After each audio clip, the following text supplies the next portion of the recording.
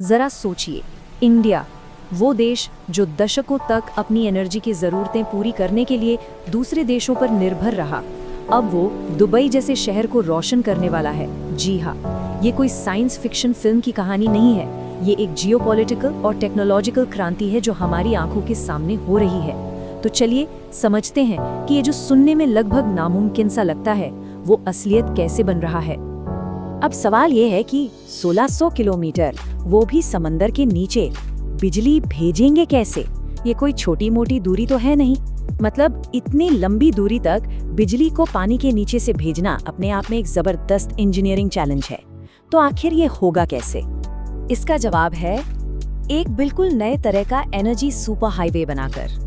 और ये सिर्फ एक केबल नहीं है, नहीं, ये एक ऐसा कॉरिडोर है जिसमें इंडिया के एनर्जी फ्यूचर को हमेशा के लिए बदल देने का दम है। तो ये जो पूरा सफर है, ये दो बिल्कुल अलग दुनियाओं को जोड़ता है।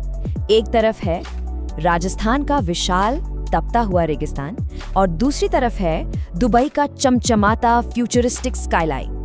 तो प्लान कुछ ऐसा है, राजस्थान में सोलर और विंड एनर्जी बनाई जाएगी, फिर उसे एक हाई वोल्टेज डीसी केबल के जरिए समंदर के नीचे से सीधा दुबई भेजा जाएगा। और सुनिए, ये दुनिया की सबसे लंबी अंडर सी केबल्स में से एक होने वाली है जो इंजीनियरिंग की सारी हदों को पार कर देगी।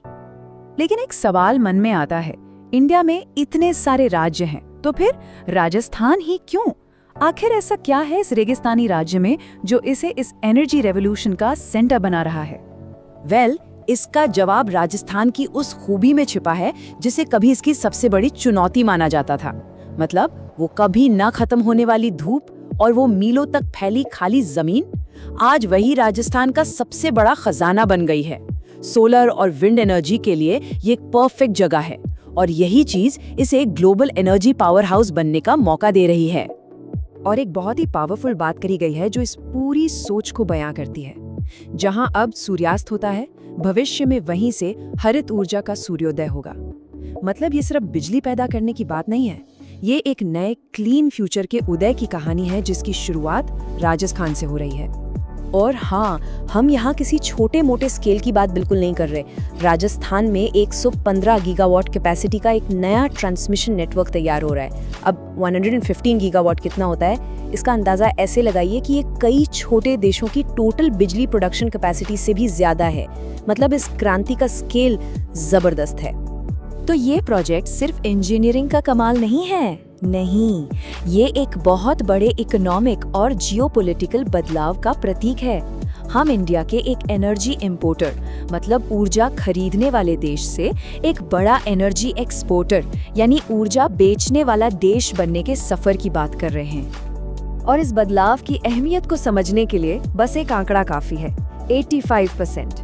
इंडिया हिस्टोरिकली अपने कच्चे तेल का 85% से भी ज्यादा इंपोर्ट करता आया है। मतलब हमारी इकोनॉमी दशकों से इस महंगे ब्लैक गोल्ड पर निर्भर रही है और इसी वजह से हम दुनिया भर में तेल की कीमतों के उतार चढ़ाव से हमेशा परेशान रहे हैं। लेकिन अब पूरी कहानी पलट रही है। जिन देशों से हम तेल खरीदते थे, जैसे कि यूएई, अब वही देश हमसे बिजली खरीदेंगे। और ये कोई ऐसी वैसी एनर्जी नहीं होगी, ये होगी clean, renewable, made in India energy.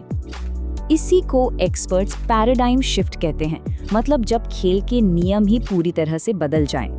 India अब ग्लोबल एनर्जी मार्केट में सिर्फ एक कंज्यूमर नहीं रहेगा, बल्कि एक बड़ा प्रोड्यूसर और एक्सपोर्टर बनने की राह पर है।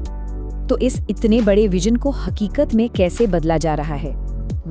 इसका जवाब एक बहुत बड़ी नेशनल इंडस्ट्रियल स्ट्रेटजी में छिपा है, जो सिर्फ बिजली बनाने से कहीं ज्यादा बड़ी है। देखिए, ये सिर्फ सोलर पैनल लगाने की बात नहीं है। इंडिया एक पूरा का पूरा ग्रीन एनर्जी इकोसिस्टम बना रहा है। इसमें ग्रीन एनर्जी कॉरिडोर जैसी नई ट्रांसमिशन लाइनें बिछाना, अपने ही देश में मैन्युफैक्चरिंग को बढ़ावा देना और सबसे जरूरी, देश के लोगों के लिए नई हाई स्किल जॉब्स तैयार करना शामिल है। और ये स्ट्रैटेजी काम भी कर रही है।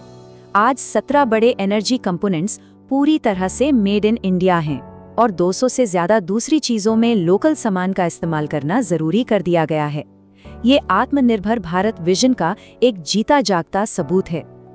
लेकिन ये जो राजस्थान दुबई सुपर हाईवे है, ये सिर्फ एक अकेला प्रोजेक्ट नहीं है, ये तो इंडिया में चल रही एक बहुत बड़ी क्रांति का सबसे बड़ा चेहरा है। ये प्रतीक है पूरे देश में हो रहे रिन्यूएबल एनर्जी की तरफ बदलाव का। और इस क्रांति की जो रफ्तार है वो सच में हैरान करने वाली है। इंडिया ने टारगेट रखा था कि 2030 तक हमारी 50% एनर्जी रिन्यूएबल सोर्सेज से आएगी, और कमाल की बात यह है कि ये टारगेट 2025 में ही पूरा हो गया, मतलब टाइम से पूरे 5 साल पहले। पर इंडिया यहीं रुकने वाला नहीं है। अगला टारगेट इससे भी कहीं बड़ा है, 500 गीगावाट की रिन्यूएबल एनर्जी कैपेसिटी बनाना। ये दुनिया के सबसे बड़े टारगेट्स में से एक है, और ये दिखाता है कि इंडिया इस फील्ड में एक ग्लोबल लीडर बनने के लिए कितना कमिटेड है। तो ये सब हमें एक बहुत बड़े सवाल पर लाकर खड़ा करता है। जैसे दुनिया सऊदी अरब को तेल के लिए जानती है, तो क्या इंडिया दुनिया की ग्रीन बैटरी बन सकता है? एक ऐसा देश जो पूरी दुनिया को क्लीन एनर्जी सप्लाई करे।